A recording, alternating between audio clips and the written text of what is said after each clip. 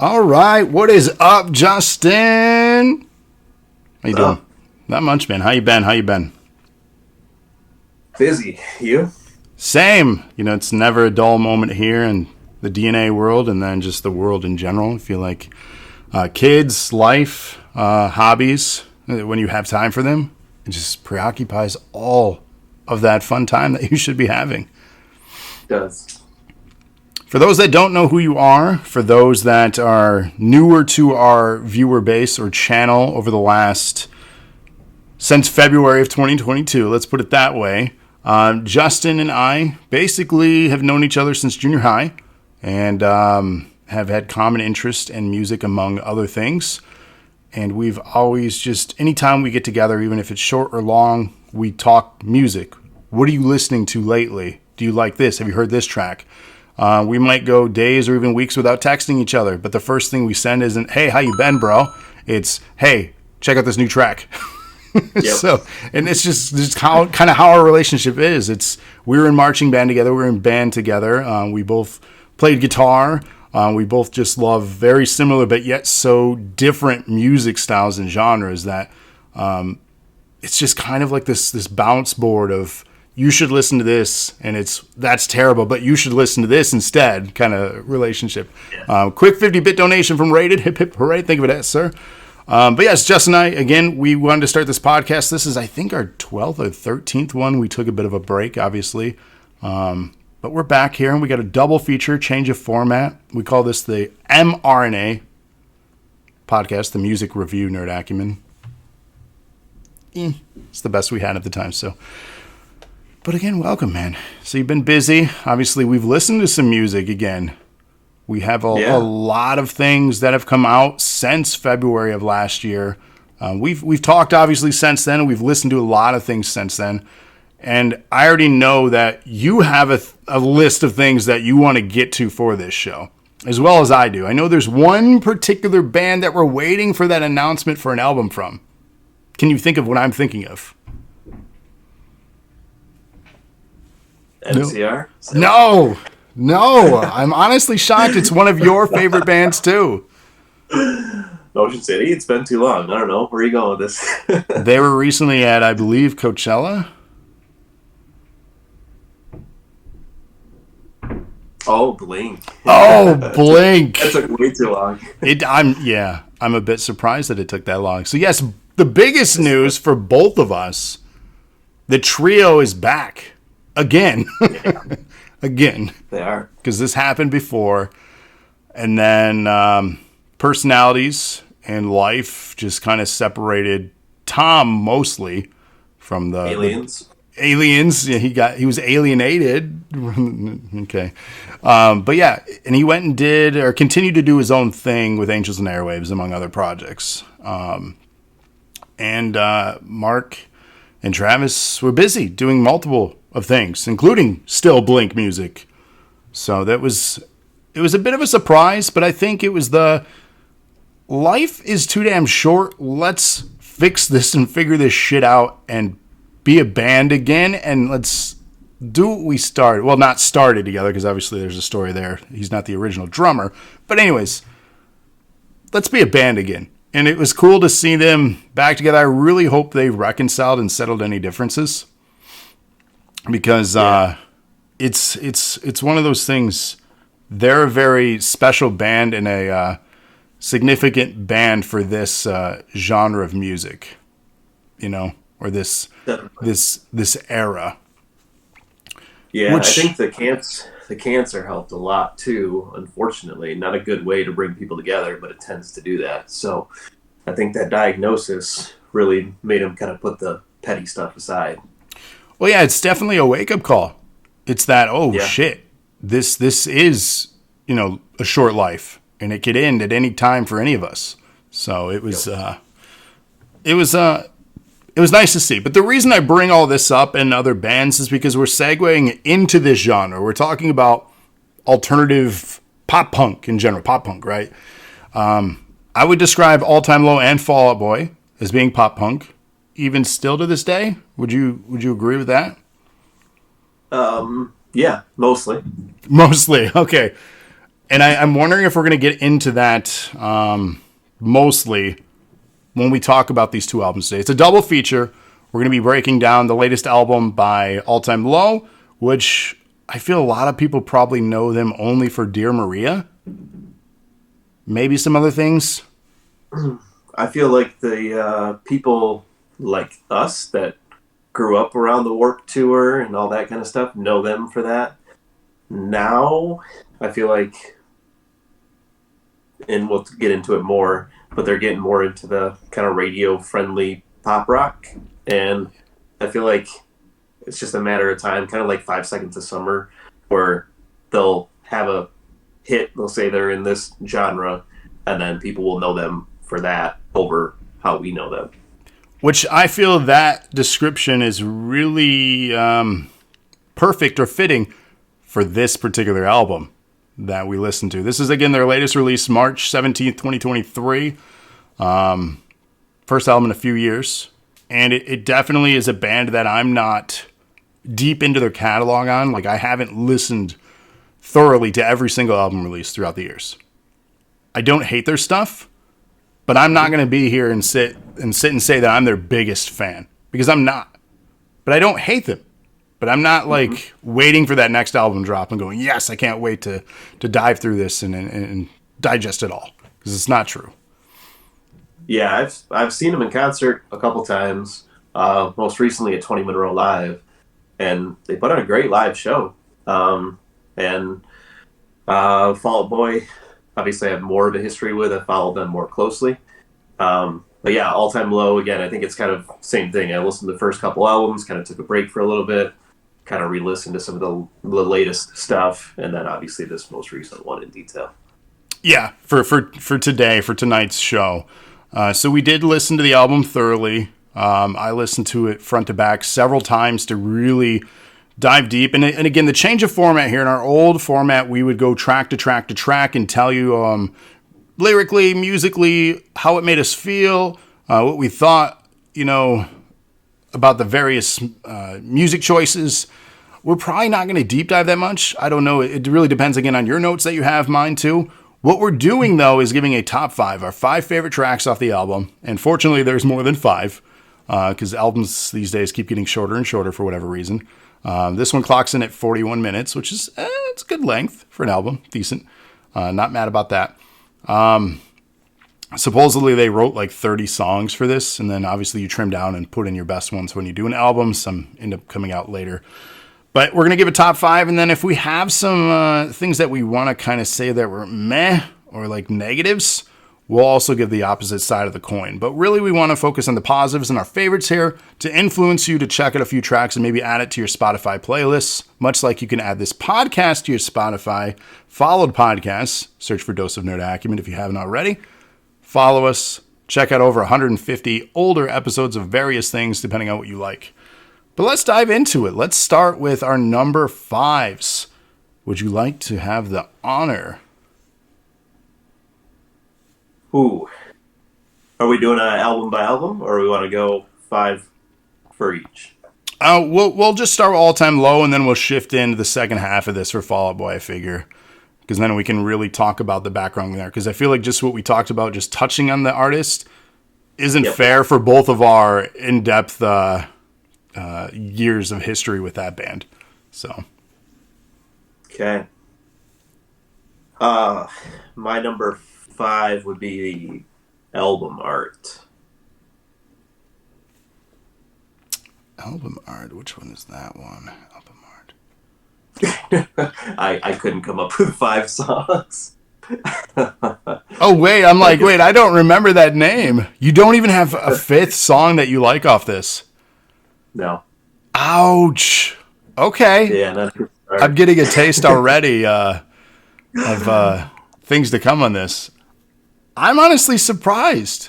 Knowing your interest in style, I thought you would at least get 5. There's 13 tracks on here. You couldn't get 5? No. Do you have 4? Yeah, I've got 4. Okay. But yeah. Okay. That's okay, though. That's okay. I love the honesty here, not just adding one just because. Yeah, no. If there was one that I thought I could add in there, I would have, but yeah. Oh my. Okay. I'm just thinking about I'm glad that the format kind of changed then, because if we had it done it Yeah, track by track, this would have been just what I'm thinking a already little is yeah, little painful. a little painful. Okay. What's up, chat? For those tuning in here, we're just talking about some all-time low. If you haven't listened to the new album, that's what we're reviewing, at least to give it our top 5 here. What we'd recommend is listening to this obviously now, checking it out later on Spotify as well after this goes up in the coming days, listening to the album and see if you agree with our thoughts and our favorites, and then in the comments section, list yours. That's the best thing you can do. List yours. We want to know yours. So I'm going to give my number 5, the second track on the album, Modern Love. I thought this one was a different style vocally for the band. We talked about the genres of the Warped Tour era, stuff that I was most familiar with, what also you may have been, like you said, familiar with. This is a little bit of a deeper vocal approach and a different style approach for the sound. I thought that was neat. I was like, okay, something different here. It's not samey. It's not all-time low like I've heard before. A different approach. They're maybe evolving, like we said. So that's a cool thing. So for me, it was a different style and a fun pop-driven track. Beyond that, I mean, it's the 5th one, right? There are 4 others that are better. So, what is your number 4? Oh, uh, number 4, I've got "Tell Me I'm Alive." So that's the intro track to the album. And the reason it kind of registers my number 4 is actually just the last 30 seconds of the song. They finally kind of kicked out of their poppy I want to fly. It's just like, I don't know, just it felt a little corny to me and like overproduced. So there were parts of the song I didn't really like. So that's why I still get to number 4 because it had a strong finish. So It did, and but it's such a short track. It's just at 2.5 minutes, and that last little yeah, bit, it becomes a different song. It yeah, could be almost like what I thought. And when I listen to these albums, I listen to them from front to back, right? From track to track to track, because a lot of them kind of have that story arc for some of these albums that we've reviewed in the past. So it's important to listen to them in track order. But also some of them have certain flows, why they order the songs the way they do, because you're going through an emotional roller coaster in some of these, unless it's just the same, right? And some of these albums that we talked about aren't all that good. But yeah, the intro is like, okay, this is familiar territory. I agree with your sentiment there. And then it became a different song. And if it was one or the other, I think I would have liked that. I didn't end up adding that one at all to my list, just because of that reason. If it was and it's not bad that they did it the way they did it. I yeah. just kind of wanted one or the other. And it like you said, it finally came into something really, really good at the end, but not enough to justify for me being a top 5. So yeah, I liked it though. Good opener, but again, not my fave. For me, my number 4 was "Calm Down." I thought this one was really neat, and they have a music video out for it too. I don't know if you've seen that. Oh no, So a lot of the songs I ended up liking. Here's a spoiler: there are videos related to them, whether they are singles, and I just coincidentally like the singles. Looking at it now, it's partially accurate. So I guess they're doing their job there. They're releasing appropriate singles to get me at least hooked. But I felt it was a nice ballad intro that kind of builds into this depressing commentary about a mental breakdown. The line that really stands out, and this is part of the chorus, where he continues to say, "It's freaking me out that you're not freaking out." I was like, okay, it's clever writing. It's very simple, childish, but like fun at the same time with the way it's delivered in the track. So yeah. yeah, "Calm Down" is fun. If you get a chance, add that one to a playlist. It definitely grows on you in the ballad with the piano and stuff. Check out the video too. They're in this like mental ward, an insane like hospital. Like it's, I don't know, cool stuff. It's not the most creative thing, but again, I enjoyed it for what it was. What do we got? 3 for you now. Number 3. Number 3 got "I'd Be Fine." So I did notice with this album there are a lot of piano intros. Mm-hmm. So I felt like this song at least had the best balance of pop, punk, emo. Um, Again, it wasn't a standout song for me. It's a number three, with like a kind of 6 or 7 out of 10 for me. Um, God, number three but though should be a standout. it should. I wish. I trust me. I tried. I don't like the direction they're going with this new sound. And Okay. I listened back because I was thinking maybe just these last couple albums have gone this way, and it's just me not liking their new sound. And no, last couple have been that classic pop punk emo sound. And this one they went like, let's see how many of these we can get on the radio. So that's what I Man. got. I'm starting to see a resurgence too, and I don't know if we can pat Avril Lavigne on the back for bringing this genre back around again, because it's now nostalgic, and I hate everything about this being nostalgic. Because we're talking 20 years plus, right? For some of these types of songs and artists, Avril being one of them. Machine Gun Kelly Mm-hmm. also kind of ushering back into this style with their change of sound. Well, Travis Barker. Right, like he's He's been collabed on with all of these albums. he's collabed Yeah. with so many people. It's Yep. wild to think that this is now a nostalgic sound and a resurgence of this. It's just weird. It's weirded me out because I Yeah. should be head over heels of this, and I'm starting to see the band. You remember the starting line? Mm-hmm. I'm starting to see like advertisements for them doing shows, and I'm like, that is not a Yeah. band I thought of since 2003 or 2004. Like, Right. what? They're still not. They probably aren't still doing, but they're doing shows again. But it's like, holy cow, wild to see. Which brings me to my third here. We talk about style change. This should come as no surprise for the remaining three on my list that I like.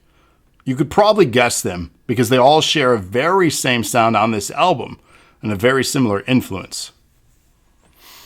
The Other Side is my number three. Now, The Other Side is kind of towards the end of the album. It's the second to last track. It goes from just a generic 80s driven song to more of a sing along chorus. It's very, very 80s inspired, if you will. Very synth, very, I don't know how else to describe it, but if you heard it, you would know this is something ripped out of the 80s.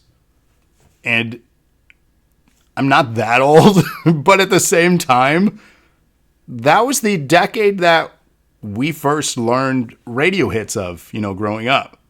It was the songs that were on the loop in the grocery stores, at the gas stations, everywhere you go that would have a radio playing, because they were old enough that the licensing for these songs were probably more affordable than modern hits. So you would always hear those 80s tracks on loop somewhere. And it was the pop ones, the disposable ones that they were either one or two hit wonders and they were gone. And this is definitely inspired by that. And The Other Side, just a fun 80s driven. And there's a few songs, and they have become my top three now, that are very much over on that playing side of this influence. Yep. And I really liked that one. The Other Side was fun. So I know your other two now. Do you? I would love for you to guess them.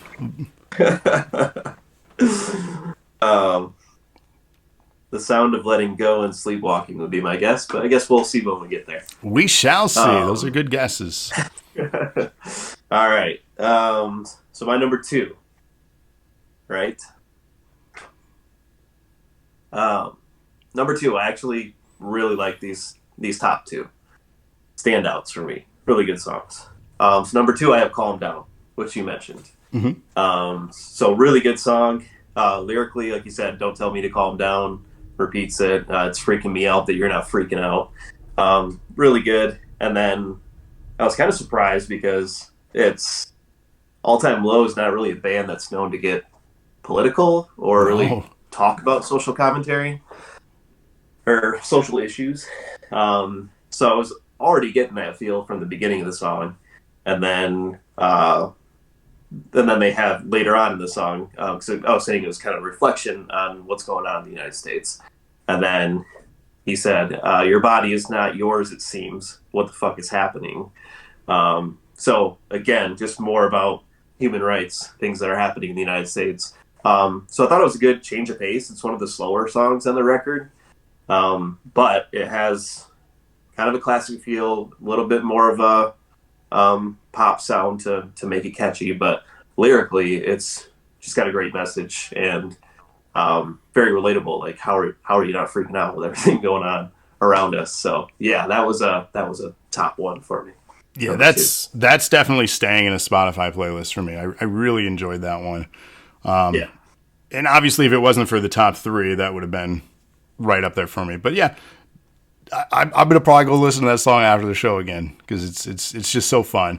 And again, check out Yeah. the video for it too. I think you'll enjoy it. It's not the most high budget, but it's fun, and you get to see the guys now what they look like. So still with the emo haircut, still rocking that because it's back again. So why not? Mm-hmm. So you got one right and one wrong out of your two guesses.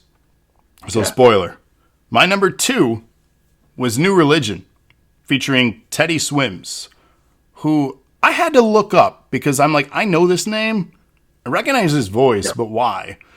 He's a Yeah. YouTube star, and he's been collabing and starting to release his own solo material, but got famous by doing covers and stuff. And another individual with amazing voice that got discovered through those means. And I was like, oh, okay. Had no Yeah. clue. Like, but yeah, I looked again at their discography over the last couple of years, especially during the pandemic. They've been rising and getting exposure, and these collaborations are definitely helping them. And it helped them enough for this one to be my second favorite.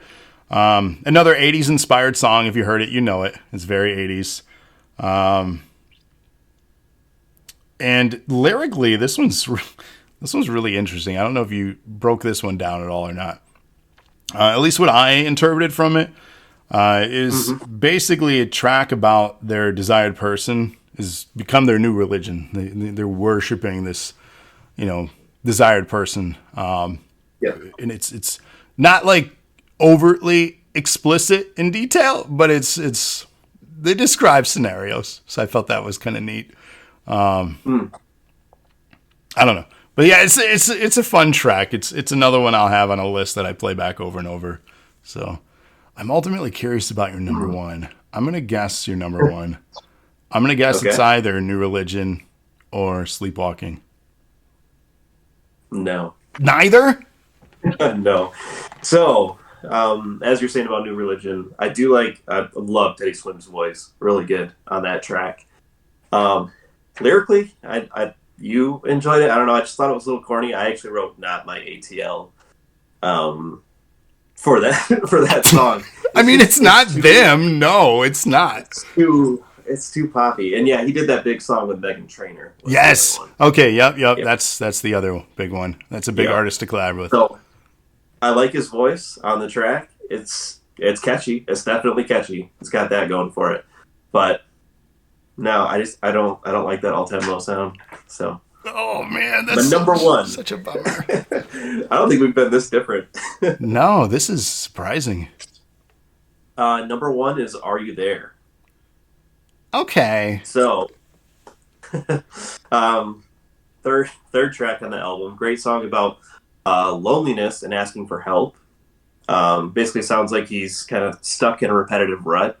Kind of catchy enough where it sounds more modern, but kind of true to their sound, and they're not. It's not overdone. I felt like a lot of this album was kind of overproduced with a lot of the auto tune fade outs or Synth. synthy vocals, even just weird vocals in the middle of the track or instrumental breakdowns at almost every song to kind of do a slow finish. Yeah.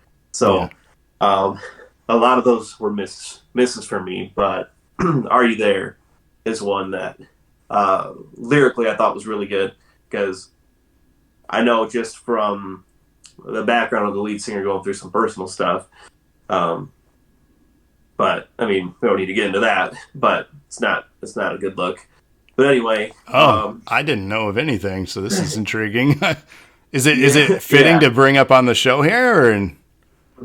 Or It's with, um, yeah, I mean, I guess it sounds like there were some inappropriate messages, from my understanding, um, between younger women in the Oh, band. So, no, but no, I don't know all no. the details, so I don't want to go into the details and say something incorrectly. Right, But right, right. to see like all their songs about kind of partying or stuck in that same kind of rut or chasing love or whatever, I felt like this one was really good because it's like he's kind of living his life, getting to these late night parties, having fun, forgetting about his troubles, and then he gets late at night, gets depressed, wants to reach out to somebody, doesn't reach out to somebody, and then just kind of a mental health check, like to say like, are you there to somebody who is probably at home sleeping when really they're just kind of looking for comfort because of the rut they're stuck in. So Well, I that was my mean, number one. that's got to be honestly a tough lifestyle to lead for so long. Like, it's got to be Yeah. exciting at first, the rise to the not top because they're no top artists by any means, but they're not Right. obscure unknown either. Like, depending on how they financially plan, they could be doing okay, which Yeah. would allow them a certain lifestyle to lead, and then including the party life. I just can't imagine, you know, I guess I don't know how old they are. Something tells me they left their 20s by now. They have to have. But still living that lifestyle in your 30s, like Mm-hmm. that's just I don't know. And everybody's different. Don't let me pass extreme judgment like that, but I just obviously it's inspired some sort of songwriting here, so there's that to it. But it's Yeah. just that's wild. Yeah. Well, and you got to think about it. I mean, they've been around for a bit. Well, Like that's what I'm this is like saying. I don't think they got to be out they're of their like early 20s. 40s. Oh, they can't be in their 40s. No way. Hold on. Yeah. I Gotta be have. early 40s. There's no way. You Who's got the this? Wikipedia. I do have Wikipedia up. Let me, because I have to fact. Okay, the lead singer's 35. No way. Yeah. So they got their start very young. Okay. So yeah, they had real young success, which leads to obviously these lifestyle choices and poor choices potentially. Again, I don't want to Sure. pass extreme judgment because I don't know the whole stories or the Yeah. situation there. But Cody says we are all old now. Boy, you're still in your 20s. You stop it.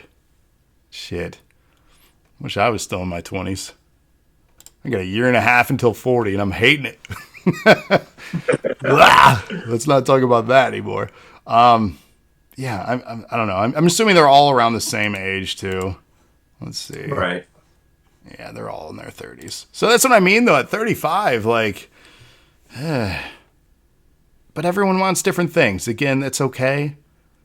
But I don't know if I would have been happy still. Like, I never got to do all that. But like, there becomes a point. Yeah. Weird. All right, my number one, and you tend to know me pretty well. You had a spot on guess here. Sleepwalking. Yeah. Sleepwalking. Yeah. Which was their first single off this album. 80s inspired. It's kind of a balladish, kind of. Just Yeah. kind of cruises along. And commentary, what I felt was just kind of cruising through things without the person with you. They're feeling an almost pointless existence, kind of like "Are You There?" So there's a central theme to some of these songs, right? He has a lot of emotions. He's finding different ways to describe them. Sleepwalking is just you're there. You're just not yourself. You're not fully awake. You're not fully caring. Like, you're just going through the motions. You're sleepwalking. Yeah. So I don't know, and it's not like I related to this song by any means. I just really liked the track. I thought it was fun. Hmm. So I don't know. It was good. Those top three, top four probably, are good. Overall, half the album is decent. But I think it's decent because it's not all time low. And I think you went in with wanting more all time low, whereas Yeah. I didn't know what to expect and ended up liking more than I honestly thought I was gonna, because it's not the all time low that I was kind of moderately into. Again, not hating as I talked about in the beginning, but also not like yes, I can't wait for more. Like, I've enjoyed their stuff over the years. There's been singles off random albums that I really liked. But they were never like, make sure I add them to the playlist. You know, they were never that band for me. And it's okay. They didn't resonate with me because there were so many other bands in this genre specifically that I was just listening to instead. Or I'd moved away from that Warped Tour band era and only held on to so many. Like, the bag's only so big, you can only carry so many bands with you. And that's just kind of how I felt. And they didn't get brought along the way. I knew they still existed, but I wasn't going out of my way for them. So I mean, that's really kind of the commentary on things I didn't like. There was a lot that kind of sounded the same for All Time Low. They didn't reinvent the wheel on half of it. And I think that's the half that you enjoyed. Right. Yeah, that's fair. And again, I liked some of the modern sounding stuff. Like, even Calm Down was very not traditional. Or, no, Calm Down was, but Are You There was definitely very, very poppy. But Calm Down reminded me of Monsters from their last album. Oh, yep. That's fair. I can see that. And I liked that one a lot, too. Like, I liked that track. I was trying to think of the name. Yeah. I just had to look at that real quick. With Black Bear. Yep, which is another great artist. So, yeah, I mean, overall thoughts, honestly, if you like pop punk, if you like All Time Low, this album's worth a listen. I don't think it would make my favorite albums of the year list by any means. And that's okay. So these tracks that I mentioned at least will get put in a shuffle. And if they come up, we'll be like, hey, this is that thing we did on that Monday night that one time. But I don't think this has hit this band's worst album list, though, either. They have not hit their all-time low. Yep, I had to do it. Yep. They're not falling out. Boy, hey, it's gonna be a long night, isn't it? Oh, he's we got another album to talk about. You can't go. I can't do this on my own. It'd be awkward. Who am I gonna make bad jokes to? Chat just says hi to each other. That's all they're doing right now. Hi, chat. Shall we talk about Fall Out Boy? What do you think? Much better topic to talk about. Let's talk about Fall Out Boy. You bought tickets for Fall Out Boy this summer. I did. Are you excited? I am. I'm excited to... I haven't seen them in a long time, since the Nintendo Fusion Tour. Oh my God. 2004? 2006 was it? Yeah. Or no, 2005. Okay, yeah. I was going to say, that's that era, because they had stopped that around then too. Man, holy crap, dude. You know, I've only seen Fall Out Boy twice. I saw them at Comerica with Weezer and Green Day. Oh, and holy shit. It was a hell of a show. That was a privilege. It truly was a privilege to see that. And coming out of we weren't quite out of the pandemic yet, but like things were trying to be. This was the first show back after a several show break for members of Fall Out Boy too, because they had got COVID. So like they almost didn't even perform at Comerica for our show that we bought tickets to. I was going to be so mad, to be honest with you. All right. So like the fact that they did, I was so grateful, because that was the second time I saw them. The first time was with 21 Pilots, right as they were starting to get radio play. And then Panic at the Disco, who is now on hiatus or done, whatever he wanted to say about that. And then obviously Fall Out Boy. And that was at the now destroyed old Pistons arena. That's gone too.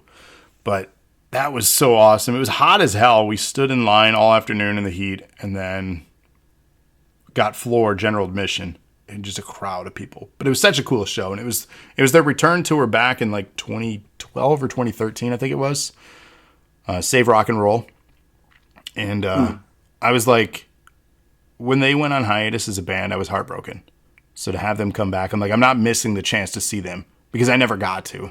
And spoiler alert, they're one of my favorite all-time bands. So if you already know where this review is headed, you already know. Spoiler. But yeah, to see them now again here this summer and a smaller amphitheater too, which is going to be weird. So this will be the smallest venue that I've seen them. Which I don't know why they're doing small venues. Are they not as popular? I don't know. Must not be. Because like the bands they're playing with too, I saw in an amphitheater. I saw last fall Bring Me the Horizon, which is another one of my all-time favorite bands. I've been telling you to check them out for so long now, which I hope you have. But Yeah. especially now that you're going to see them, Yeah, exactly. because holy shit, they're so good live, so good live. You're definitely Well, in for it's a funny you treat say there. that too, because the third band on that list is Royal and the Serpent, and that's also playing with them, at least for the show we're going to. Yep. And I love her stuff. Really good, really good. I don't even know how to. It's like emo, pop punk, grunge, pop. It's all over the place, but it's really good. Good stuff. She's got quite a bit out there, despite the fact that she only has, I think, like one full Full album. length. But Yeah, there are a lot of yeah, what is it, LPs or EPs? yeah, What the hell? LPs, random singles. Yep. Yeah. But good stuff. So I'm really looking forward to all three of those. Yeah, I've checked out the stuff that you sent. I've gone beyond that and checked out a few things, added them to a playlist too to get more familiar. I generally like to do that. I go to setlist.fm and I like to see what people are playing before I go to the shows. I'm very like, it calms my anxiety. I don't like the total unknown of things. I like kind of knowing things. So like complete surprises that catch me off guard are fun and exciting, but sometimes like gives me major anxiety. So the setlist website really is helpful, especially as we get closer. They'll give us an idea what they're going to play. And I'm crossing my fingers we get to hear some tracks that I didn't get to hear on Bring Me Horizon's last tour because they cut it short by 2 tracks. He was sick that night, so they cut their set a little bit shorter than normal. They're still amazing. They did really well. And the other thing, he's known for meeting fans by the tour bus after the shows, so we hung out afterwards, and I got to meet the keyboardist. But we waited and waited and waited, and they're like, "Nah, he's not coming out. He's not feeling good." But we waited for like 3 hours. Yeah. And I was like, "Damn it! Maybe he would just come out and say hi or something." But nah, he wasn't feeling good. He went on social media and apologized because they are known for doing that. But the fact that and they're from the UK too. They're an international act. So the fact that we got to see them over here finally play again after the pandemic, because it had been so long since they played in the States. It was so cool to see. So I'm excited so quickly to see them again. And let's talk about Fall Out Boy though. We've both listened to them, like we said, for a long time. My introduction to them, I don't even know when. It was right before Sugar We're Going Down was like the big hit on the radio. I used to get sampler discs of bands, and they were on a and B side of something. There were 4 songs by one band and 4 by another. I forget the other band. That is how I got introduced to them. That is not how I fell in love with them, though. It was that album, From Under the Cork Tree, that really drove me into really, really enjoying their stuff. So much so that I have just a quick story, and I believe you were there. We had a Battle of the Bands at Grand Valley State University in 2005 or 2006-ish, which was like peak time for Sugar We're Going Down being a hot radio hit. And the band I was playing with, we did a cover of Brain Stew by Green Day and Crazy Train by Ozzy, just like intermixed. And we had 5 songs that we got to play, and then other bands got to play 4 or 5, and generally each incorporated a cover. It was all a charity event at their field house there. There was like 2,000, 3,000, 4,000 people. And I was feeling pretty good. I know the style of music that I was playing as a band wasn't the most popular sound, But I thought we did a really good show, and we had a lot of people there for us, and we were kind of known on the campus, at least from the party scene back then. And the band goes on after us. The lead singer works for a radio station in like the area, and then he comes out with a cover of Sugar We're Going Down. I'm like, you son of a bitch. Because everybody was singing to it. I'm like, oh. And they nailed it. They did a really good cover. And I'm like, we're screwed. We're screwed. We lost this damn contest. But one of our friends, well, a few of them, there was obviously Andrea. There was, who else was there? Tabitha, Megan. There was like a handful of people. Had a bucket. I still had the damn bucket in my storage with our band name on it. You would put tickets in it, right? And they were just going around, just put tickets in here, put tickets in here. What band is it? It doesn't matter. Put tickets in here. We won the damn contest. Like, we didn't win anything, but like I got to go up and say this, it's for blah, blah, blah foundation. I don't even remember what it's for. It was so long ago. But like, we beat the Sugar We're Going Down cover, and I was ecstatic. So that's my old man story for you. But yeah, it's the self-glory, not the good you did for the world, huh? Right. I don't know. I was 21. Did I really care at that time? Probably not, if you want my full honesty. I just wanted to play a show, damn it. I wanted exposure for my band. So that's the direct honesty. It was. Andrea, now you bring that back. It was for breast cancer. So it was for a really good cause. Because we got the shirts. I remember now. We got the I Heart Boobs shirts. So I remember now. It's all coming back. It was so long ago. This is 2005, 2006. So pardon me. I'm an old man up here now telling stories. Jesus, it's really come this far in life. But they've been a band that's been a constant for myself and my wife throughout our years of being together. It's one of those bands that we both absolutely adore. Pretty much every single song by them. There's only been a few where I'm like, but she likes it or something like that, where it's like a ballad and I'm just kind of like not into it or something, but they're one of those few bands that exists where they can almost do no wrong, which will be interesting when we give our top 5 here. But yeah, I'm so glad they're back. They've had some changes over the last decade in styles, but as we break this one down, we're going to really talk about how they're back to possibly an era that you also enjoyed.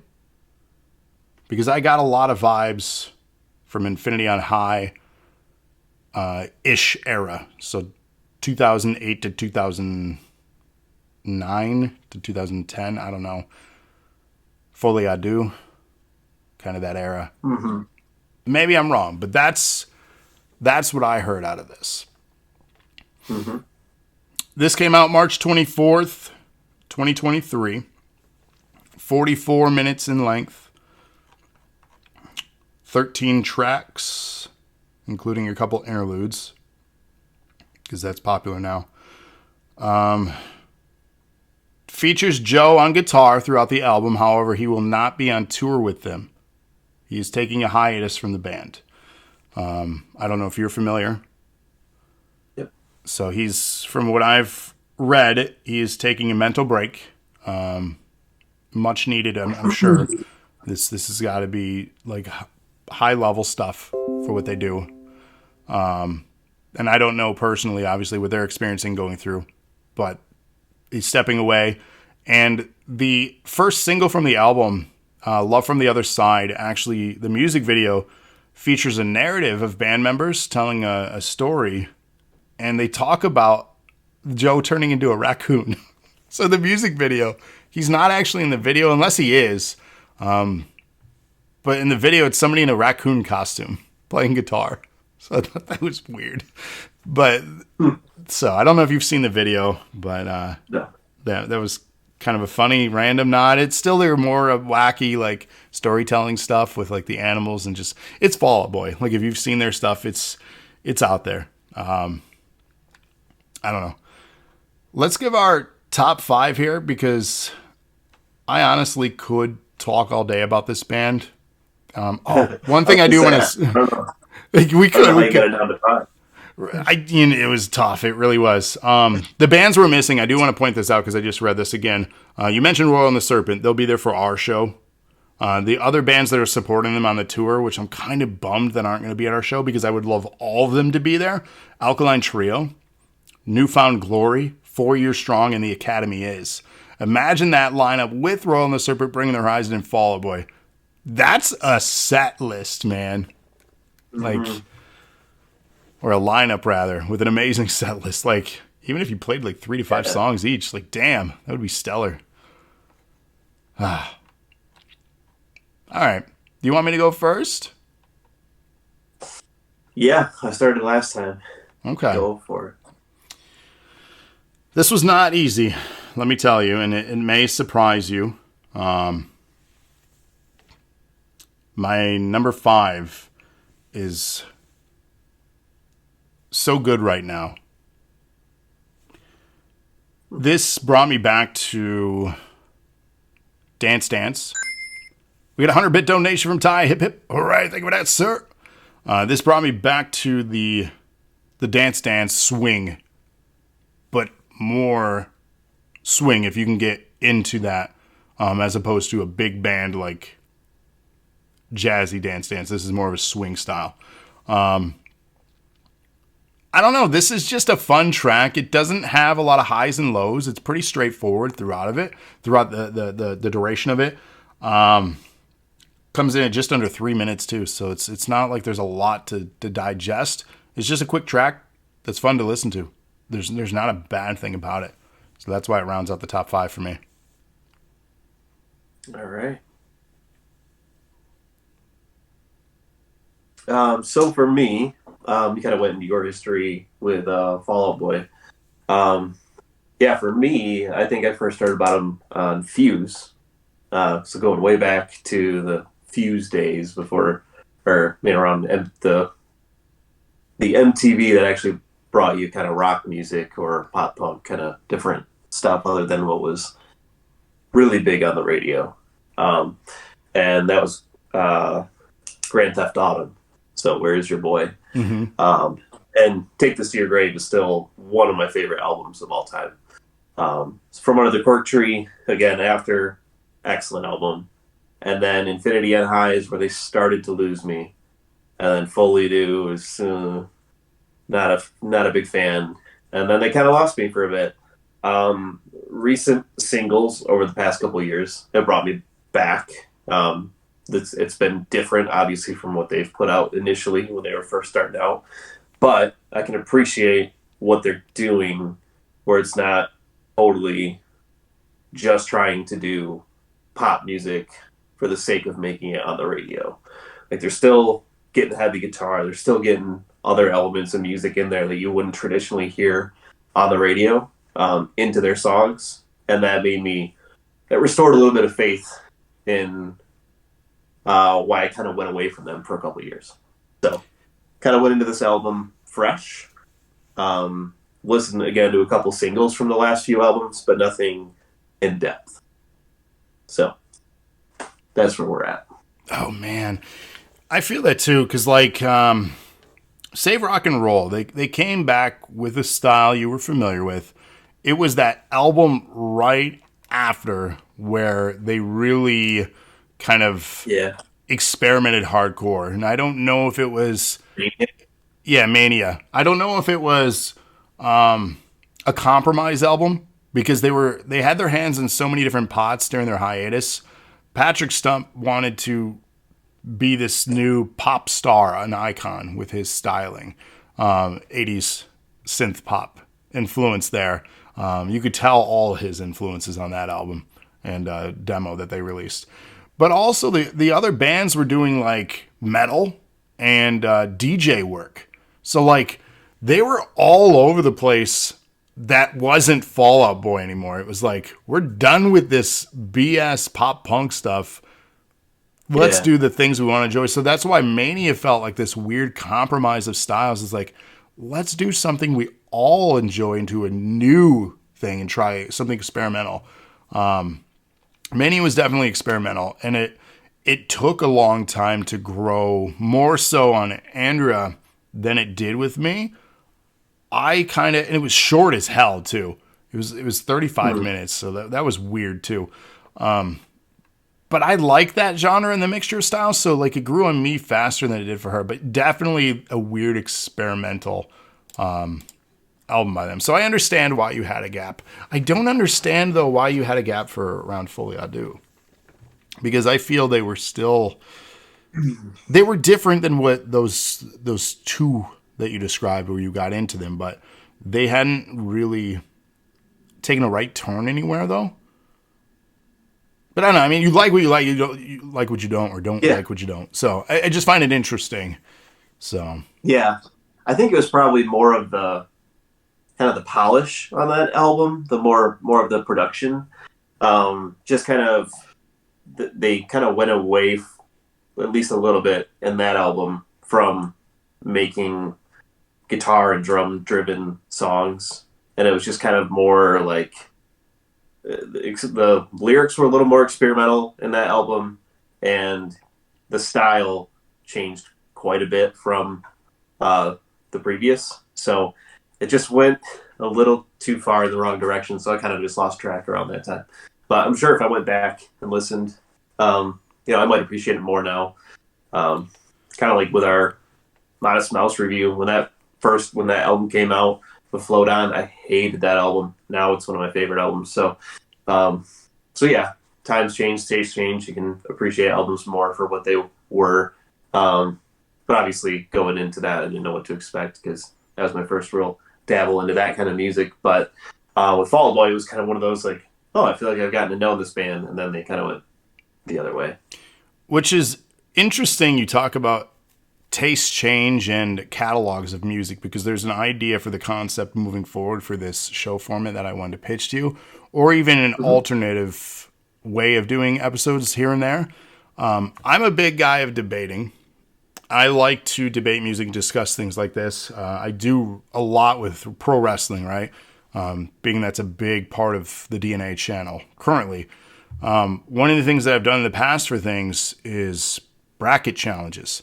I would love to have a discography bracket challenge for an artist. So an artist that's established, obviously it's not as easy to do for a new artist because they have one or two albums, but an artist that's fairly established that has several, and do a Mm-hmm. debate for even a small bracket challenge and narrow it down and debate why one album is better than the other, and then narrow it down to being what is their single best album. So I thought that would be a neat idea to pitch to you. So obviously off air we could figure out a full working concept for that, but Yeah. as a template for Fall Out Boy, obviously we have very different appeal for the discography of what we liked and what we don't. I don't know that, for example, Mania would beat all their albums, or Folie à Deux. I It's highly unlikely, but to have this different Mm-hmm. perspective on these eras, if you will, Yeah. it'd be fun to go back and forth on that and see truly what is the standout album of all time by an artist at that time for us, because there's obviously time Yeah. to digest and think about things in retrospect too. But yeah, what's your number 5? All right, number 5, I've got I Am My Own Muse. Okay. Didn't chart for you? Just Oh no, curious. no, I'm curious of your thoughts. Yeah, I mean, I just like this because it kind of reminded me of their older sound, but they kind of brought in horns into it, which was kind of a nice mix up. And then I like the guitar solo in it, and I felt like it had a really good build up in the song. So lyrically, it's kind of what I'd expect, and even by the title, I Am My Own Muse, it's very Fall Out Boy title. But no, I really like this one. Again, I think this was kind of tough to narrow down to 5 because there are probably about 7 or 8 that I would like rank pretty highly. Yes. But I've got this one at my number 5. I Am My Own Muse. It was a challenge to get 5 because I even, as I'm reading this, I'm like, well, I really like this song, but why do I Yeah. like this one? Should I have Yeah. bumped this one out of my 5th and put that one in? Like, it was so good right now. I really like that one, but like, it was a toss up for a song like Hold Me Like a Grudge, but it's because I keep hearing it, lately a lot because it is one of their singles. So it's like, spoiler, that didn't make my top 5 then. But it probably should have. Same. So like, because it's not bad. It's really good. And I agree with you on I Am My Own Muse too. This Thanks for the Memories. Same type of intro. The orchestra, the horns. Listen to that track. Yes. Very influential of that era. That's why I say they're bringing it back to a specific sound that you're familiar with. And it's why I talked about earlier on this episode, nostalgia. They're having their own nostalgia. Because they're an artist. We don't know how many albums they have left. You know what I mean? Like, you never really know the longevity of an artist. A lot of things could happen. Anything can happen in life. Personal issues, death. You never know. I just saw Aerosmith, 50 years. They're going on their last ever retirement tour. And nobody ever goes on their retirement tour more, just once. But it's like, will Fall Out Boy have a 50-year? Probably not, So you start to wonder. On the topic of Aerosmith, I had a coworker who went to Vegas to see Aerosmith because they have a residency in Vegas, and went to Vegas for the show. On the day of the show, Steven Tyler was sick, and he wasn't able to see him.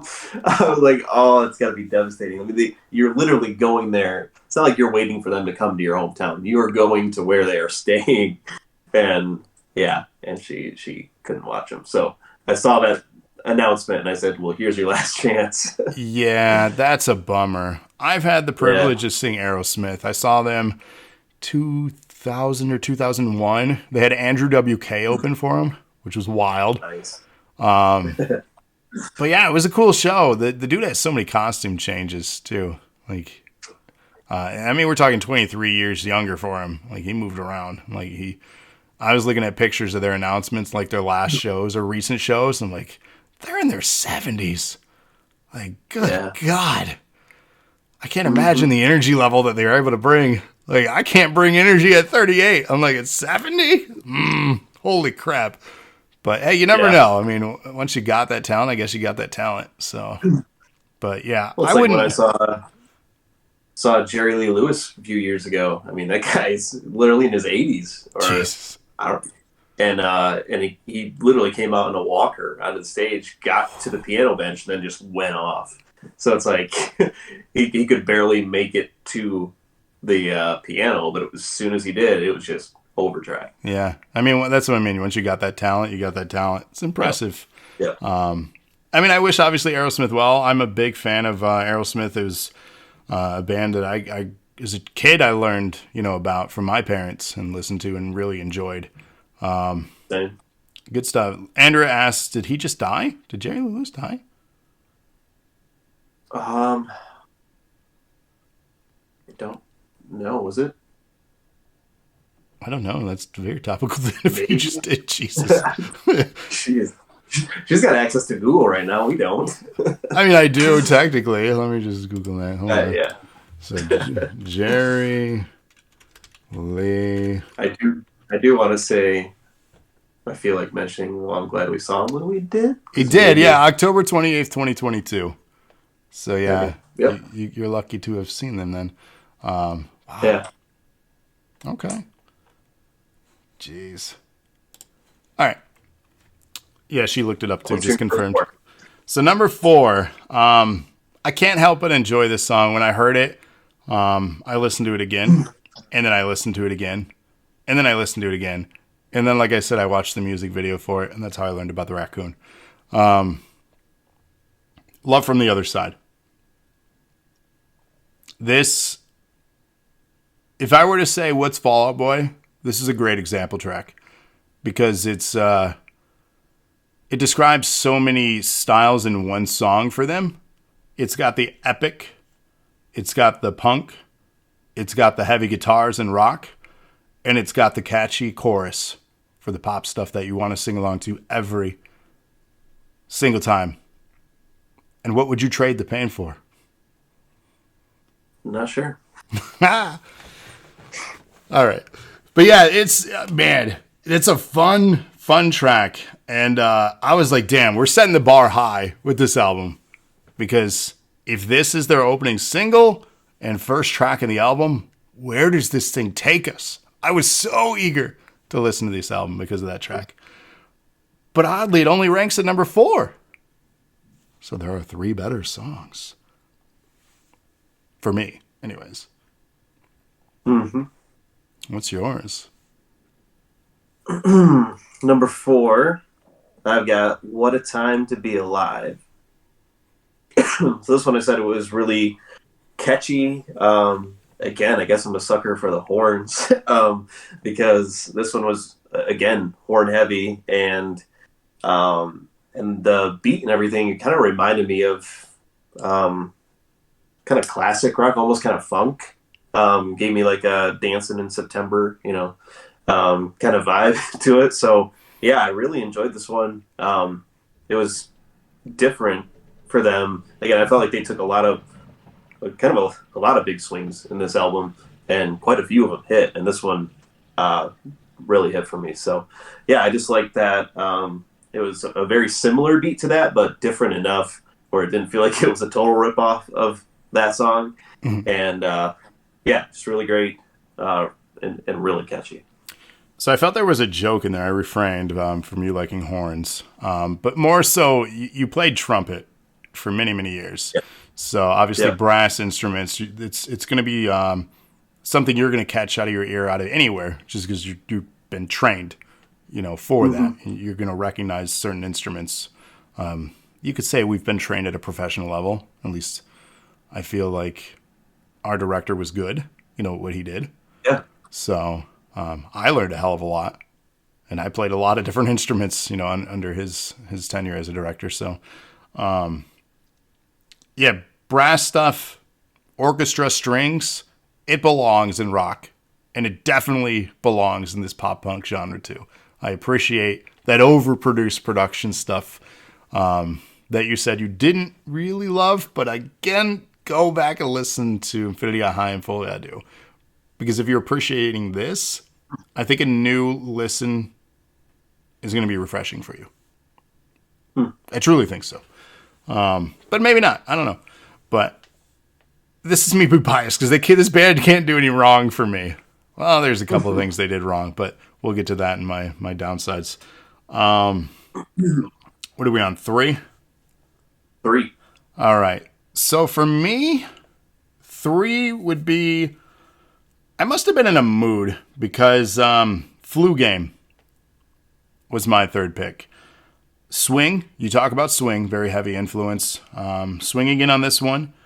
And it's a new approach, but yet that influence of the Infinity on High era in this track. And the middle section of this album is just so good. This album starts off nailing it. Single material, kind of a lull.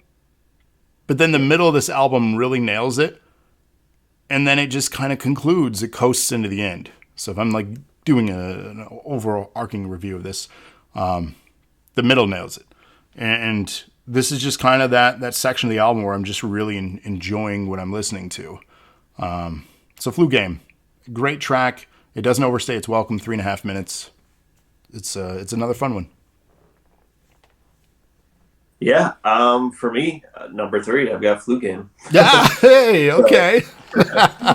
No, I mean you kind of said it. Like you said, it's a little different. I like the fact that they're still doing throwing their own little Chicago tributes in there. Flu Game, Michael Jordan, tribute to the Chicago Bulls. Obviously, Chicago stood 2 years ago. There's all kinds of... I mean, they're a Chicago-based band, right? They're Midwest all the way. Exactly. So I like that they're still finding ways to make those connections in the music. Really enjoyed that song. So yeah, that is my number 3 as well. Nice. I'm curious now. I don't think our 2 or 1 will line up, but it's funny that 3 did. I doubt it. Probably because I've already said you're number 2 or number 1. Maybe. We'll find out. Stick around.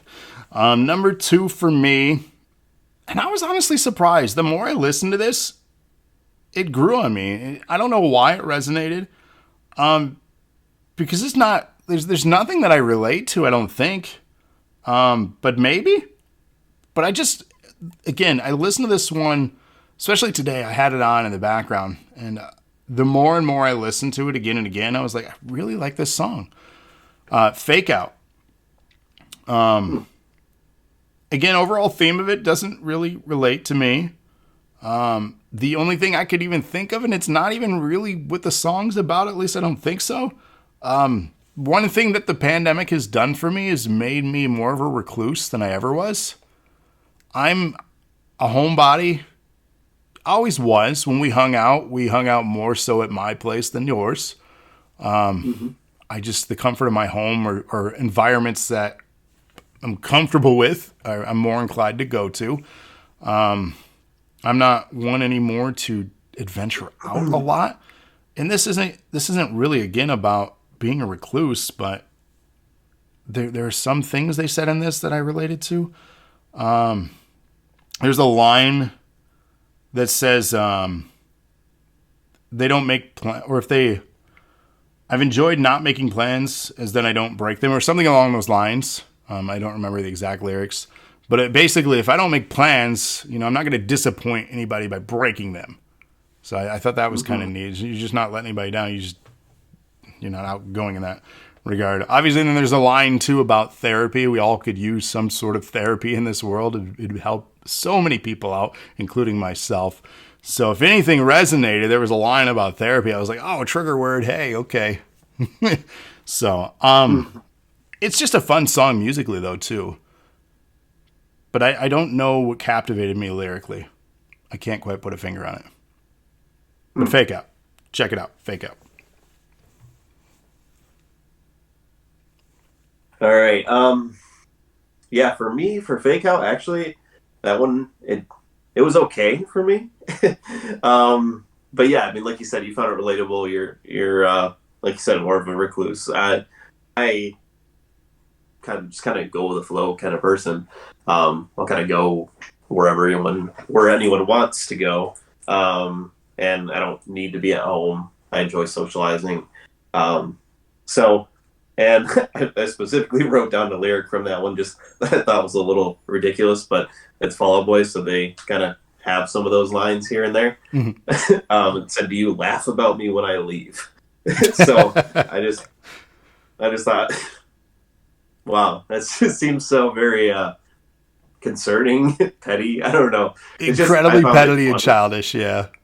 Very immature. So that's what kind of turned me off to that song. But maybe that's just the petty in me. I mean, have I ever been known to be petty? Everyone's tongue's bleeding right now. Oh, shit. Everybody drink your water. Awkward moment. Not me being petty. No. Ooh, damn. Gotta be good at something. All right. So, to my actual number 2. I've got Love from the Other Side. Everything that you said, well, not the album, but the first track. Great compilation of sounds. When I first heard it, as far as it being their first single that was released, I was in. Like you said, it's good range of kind of slow build up, guitars, pop punk, catchy chorus, just really all over the place sound from Fall Out Boy, where I felt like they were kind of going back to some of their old roots that would get people interested again, but also throwing in some different styles of music to show that they've matured without trying to make it something, because it was a longer song. So it's not like it's something like they put it out as their single, but not necessarily to say, hey, this is going to be all over the radio, because the radio's got to trim that down somehow. And there are 2 versions of the song. So there's the album version, that's the 4:39. There's a shortened version, which is on Spotify as well. It's the radio version. They cut out almost a minute of the song. Okay. So probably some of the build up and all that. Very little. Very little. Okay. So yeah, for me, that was just like, all right, they're not putting out new music to try and get on the radio. Obviously, if it's going to go on the radio, it's got to be trimmed down because it's so long. But yeah, it just, immediately had me hooked back in to this new album. Yeah, like I said, I agree. That's a damn good song, and had it not Yep. been for these other ones that are standouts for me, proper introduction and a welcome back after a couple of years of no music. So bravo, bravo. Which leads us to our number one track. All right. I Am My Own Muse. This is my absolute favorite song off this album. I could listen to this one over and over again. It's the horns, the production value, the builds, the edginess of his vocal line. It makes me think of that era again. So from Under the Cork Tree, Infinity on High, he's got some emotion behind his voice in this one. It's just there's a lot of range, a lot of energy, a lot of emotion. It's just I wanted this song to be longer.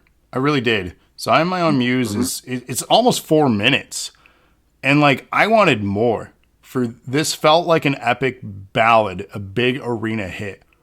I wanted it to be around maybe 5 minutes and just kind of build into something more. Instead, we got the bridge and outro looping at the end.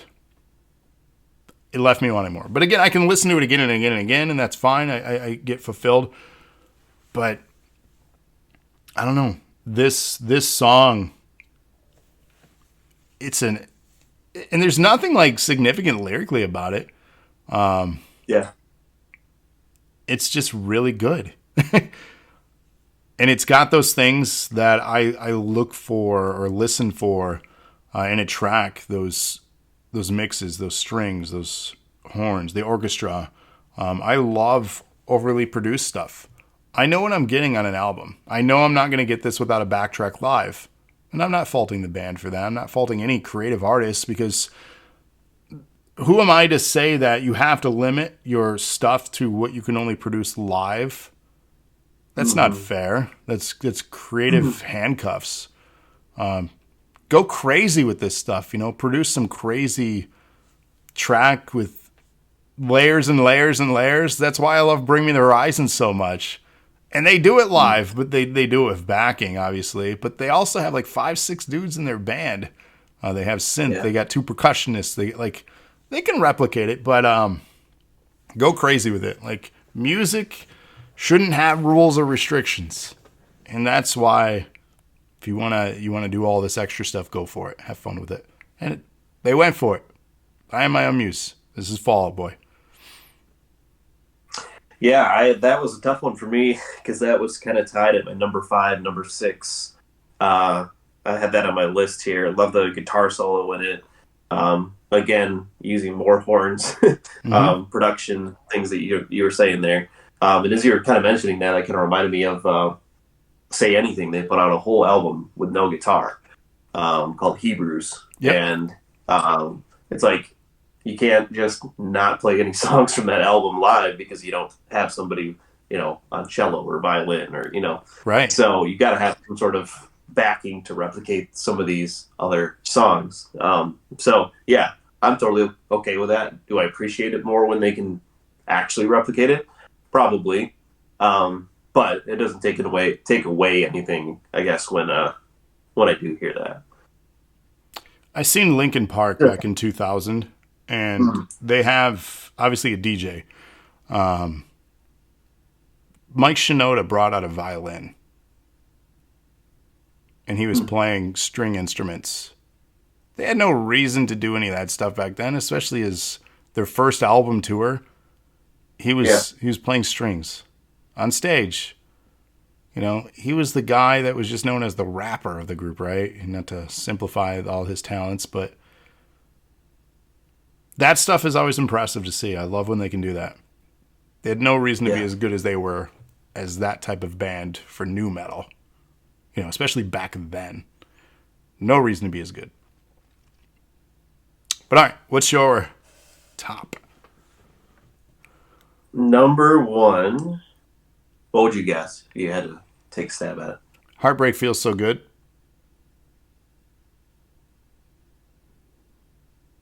No. Do I get a second? My number. Do I get a second guess? Yeah. Go ahead. One more try. One more try. The Pink Seashell. This is the interlude track. No, I don't know. Yeah, the weird phone. I honestly, I don't know. Oh, I do know. I do know. The Kintsugi Kid, 10 Years. No. Damn it. I suck at this game. I didn't care for that one. I suck at this game. That was only one of the few. Oh, are you looking at the list now? Yeah, I'm going just down the list.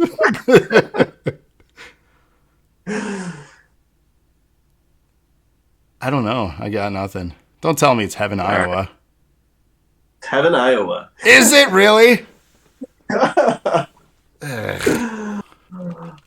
didn't love that song. So, no? It was okay. So I liked it because it was more modern sounding for them. But it almost kind of sounded gospel at times, which I know, like you said, with some of their earlier stuff, like I felt like they kind of dabbled with that with Infinity on High. They definitely dabbled in gospel stuff. Yes, they did. Yep. So when I was going back and kind of listening to some of that, I was like, okay. But no, I really liked it. I liked that it was kind of a slow build up, really strong finish to that song. It was kind of unexpected for me because I just kind of started slow, kind of figured that's how it finished. I think it's one that I took a few listens for me to really dig into it. And even by the name Heaven, Iowa, it's just kind of a throwaway name for a song. Right. But no, I really like this one. I thought it was like you said, kind of, or like I said before, Infinity on High, that kind of stuff. Didn't love that album when it first came out, but it might be worth a re-listen because this is the one that I enjoyed the most. Yeah, you really should go back and listen to those now. Especially being the things that you picked out that you liked from this one. That's those albums, that era. Yeah. Weird. Yeah. And maybe you didn't like it back then, Maybe this is something that appeals now to you, but those are damn good albums. I love that era. Overall, this is a good album. The only thing I didn't like was the interludes. They weren't really needed. One was from a movie, too, from Ethan Hawke.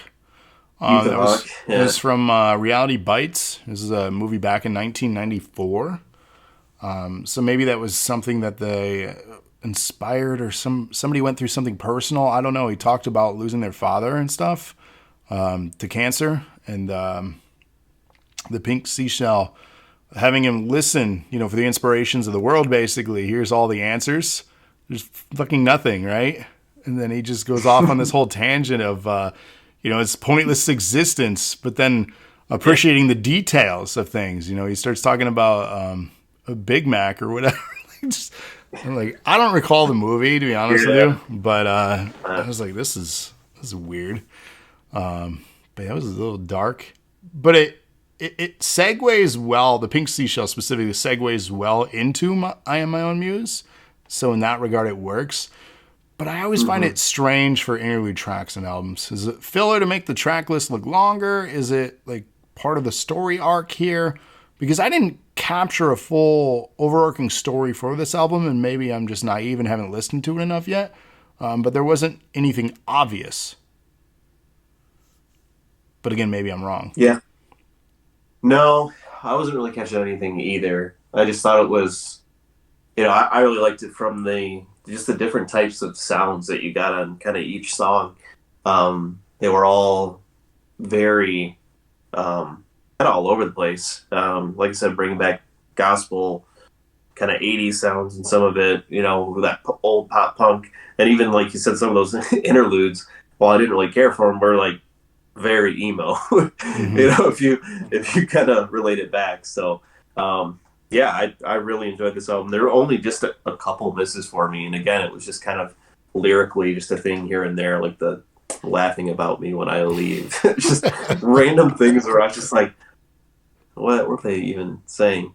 But no, I really like this album. I don't know. Like you said, if we do the bracket breakdown, I don't know where it would fall for me. Um, Maybe somewhere in the middle, but hard to say. So I got one last comment on the interludes. We can blame Pete Wentz probably for the emo thing. Yeah. Thanks, Pete. But yeah, for a bracket challenge, yeah, that would be hard to say where this album would lie. I don't think this is their best album. I definitely don't think this is their worst album. So yeah, this would No. be. It would depend on where these brackets line and how we bracket them out, right, for placement, on how quickly Yeah. they would get eliminated or how far it would advance, and that's part of the challenge in a bracket. How would we do something like that? And really, the biggest question is who would be a good artist to kickstart something like that off with? Who's one that we both have a in-depth knowledge that might have 182 albums and we could get it done in like a blink of an eye. I don't know. God, oh man, Nothing's coming to mind. I don't know. We could probably take a trip to a dude ranch and figure it out. We'd probably find a Maybe. Cheshire cat there. But I have to take off my pants and jacket. That's inappropriate, sir.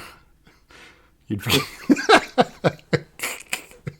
we could keep going with this, but I don't want to see all the small things when you do that. That's not an album, that's a song, so I failed this contest already. Moving on.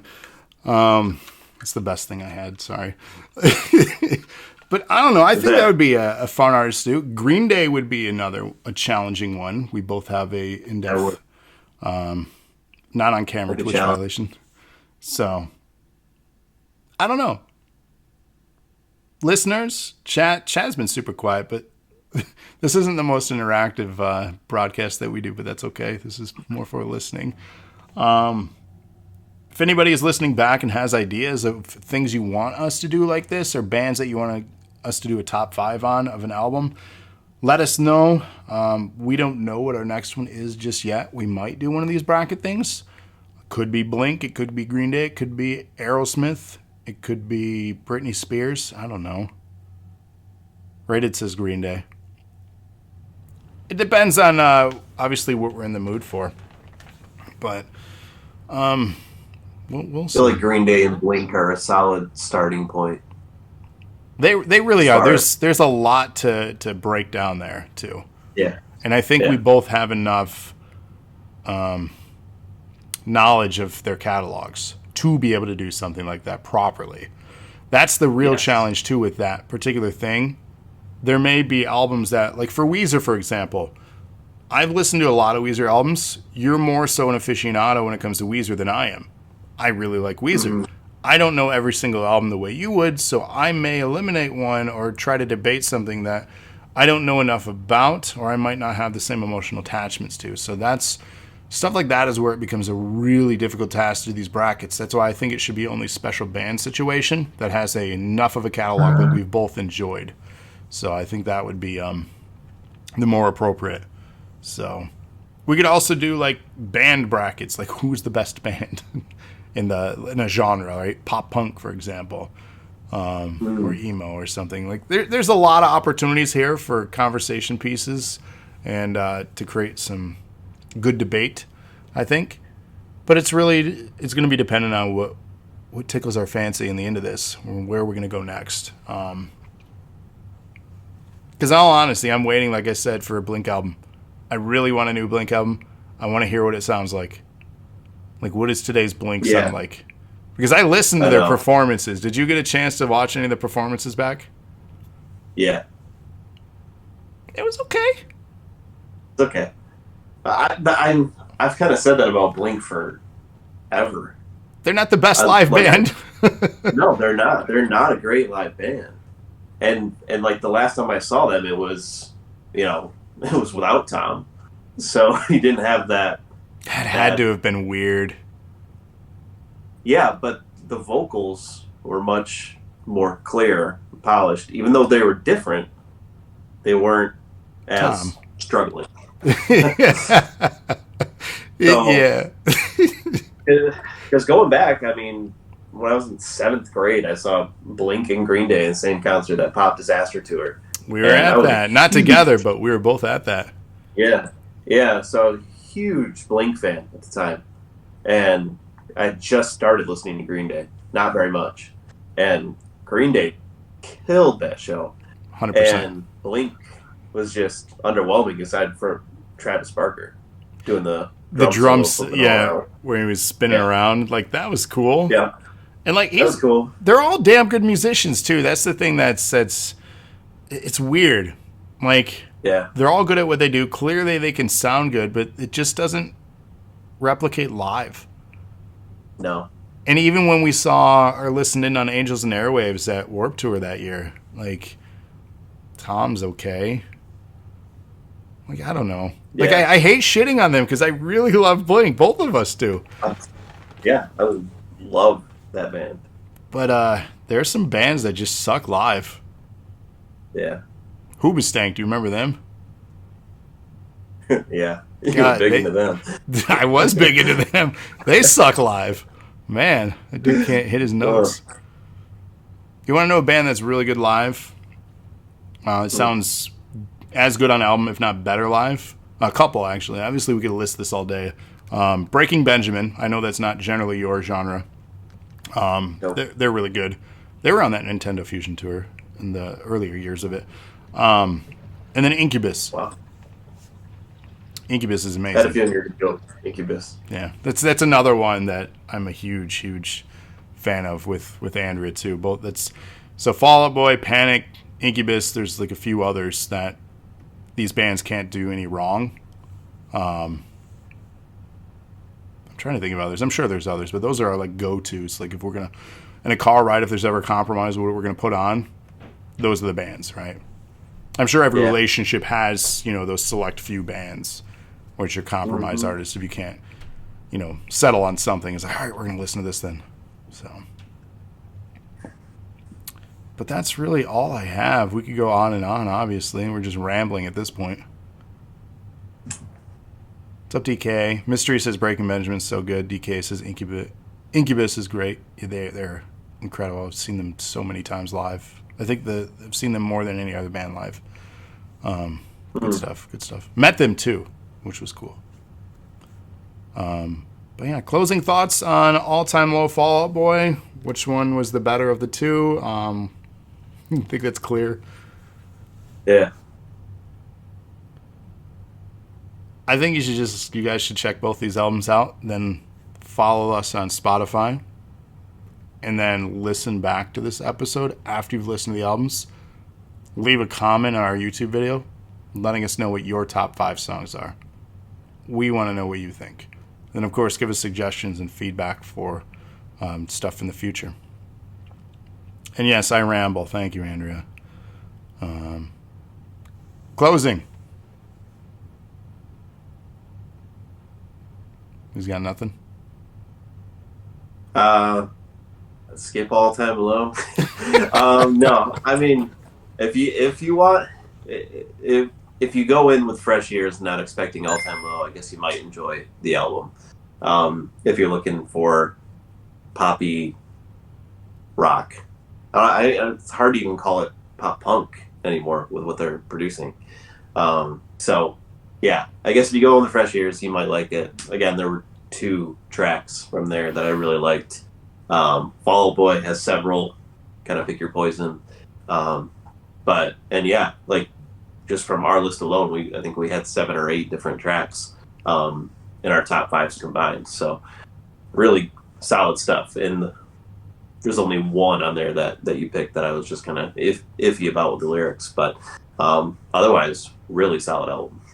Definitely. 200-bit donation from DK. Hip, hip. All right. Thank you for that. And then, of course, most importantly, thank you for all our listeners that listen to our stuff, whether it's your first time or 100th time. We appreciate the views, the listens, the likes, the follows, the subs, the donations, all the support that you do, whether it is even just saying hi in chat to a single episode that one time back in 2019. We appreciate you.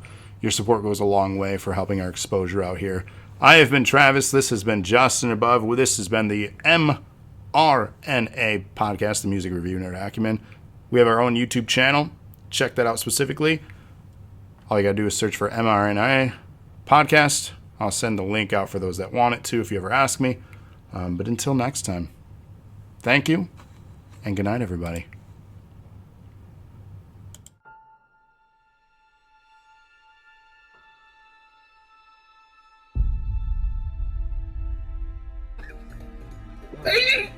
Yes! What the heck? 420 has earned a spin the wheel entry.